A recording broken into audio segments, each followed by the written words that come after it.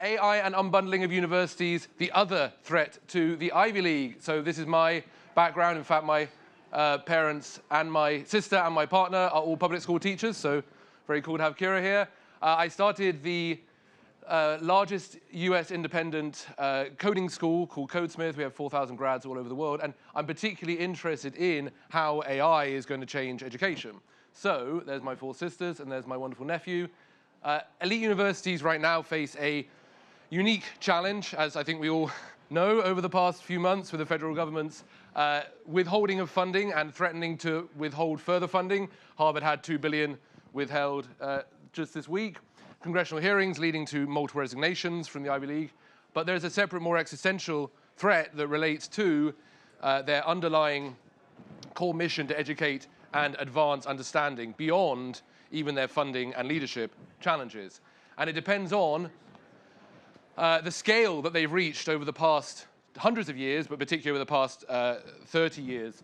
There's a quote from Scott Galloway, some of you might know Scott Galloway, who says, Harvard is a hedge fund with a classroom attached. More accurately, it's a hedge fund, a hospital network, a research institute, elite social club, policymaker with a classroom for 18-year-olds attached.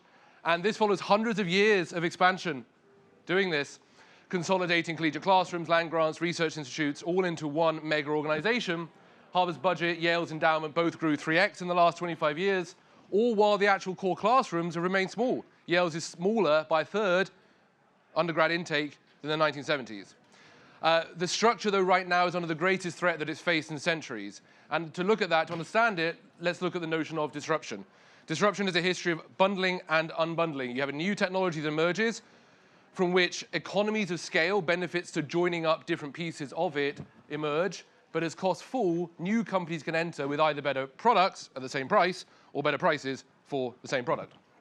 So if you look at the history of newspapers, first emerged Dow Jones' first handwritten financial bulletins in the 1880s, bundled up with news, personals, ads, games, data into the Wall Street Journal in the 20th century.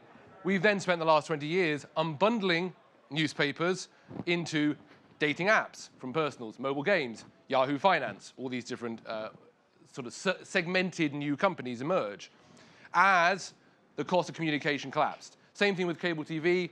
We all know about the cable cutting and the unbundling of cable TV.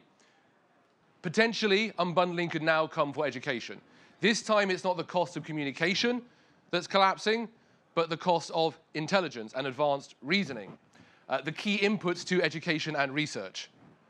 Bundling makes sense when there are economies of scale. There are real benefits to putting in one large organization all of this intelligence.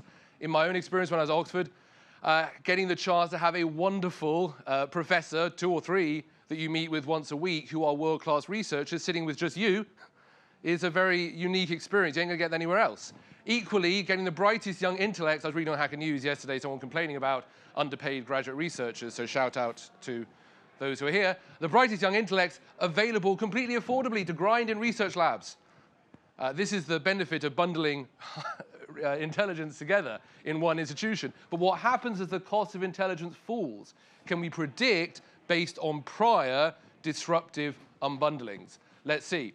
Well, yes, new competitors are just starting to emerge. This is how it begins. So new forms of higher education, this is what I come from, have had some initial success with novel technical approaches to teaching, remote offerings, pair programming, but potentially a far greater impact to come on that front.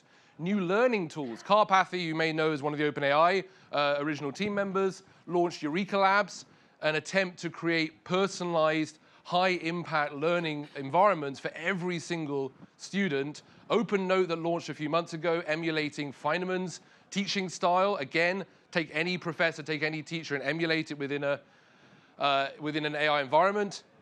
And new research labs, another core piece of the university bundle, also emerging. Both Answer AI, open research that came from Y Combinator, and then OpenAI's new model that they just had leaked 2 days ago on the information that focuses on research experimental ideation.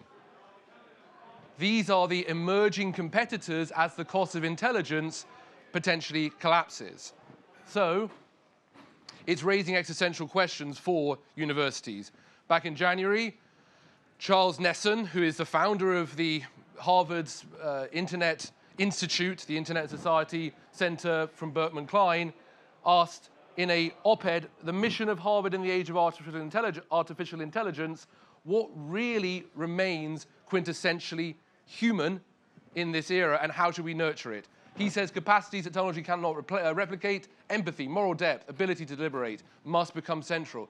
When Harvard's saying shift to that from reason analytic, it's raising existential questions about the role of universities. And OpenAI and others know this is coming. I had a coffee with someone who's a confidant of Altman last week, and I was sharing this thesis, and so I'm going to be talking about this, and he goes, oh yeah, Sam Altman talks about this all the time. I'm like, really, in public? He goes, no, this is his main thread in private.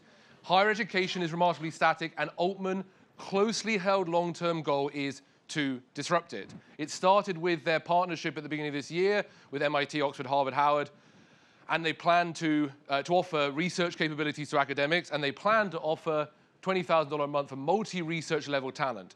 So some disruption, though, is constructive. Yale could potentially return its class size to its 1970s scale. But unlike OpenAI, universities are held to a high standard and are capable of inventive renewal.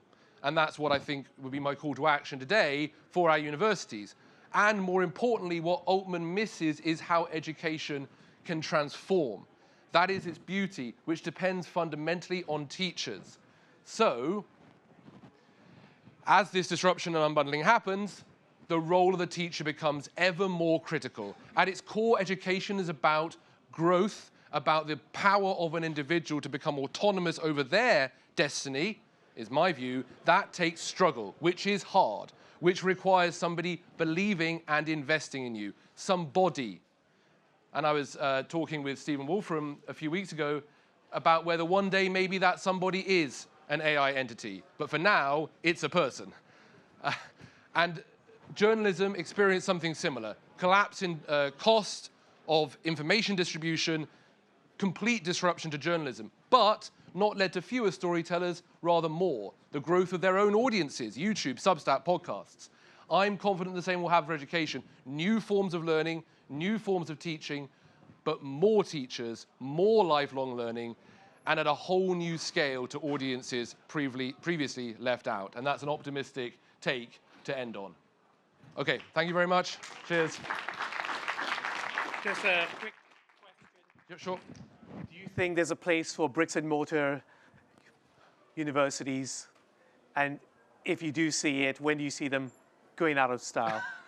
They've been Just around for 1,000 years. Yeah. Oxford was the #1 school 1,000 years ago. Maybe it's not the #1 now, it's MIT. Yeah. But with that, I think it's hard to imagine that they will be disrupted immediately. For me, much more important is whoever is doing the disruption of these must have that public good goal. And I don't love that being owned primarily. I'm a bit nervous about OpenAI's tip of the spear into MIT, Harvard, others, offering their services for free right now before perhaps one day deciding that they might want to grab some of those. So for now, my sense would be most important is preserve the people behind those brick and mortar institutions like MIT.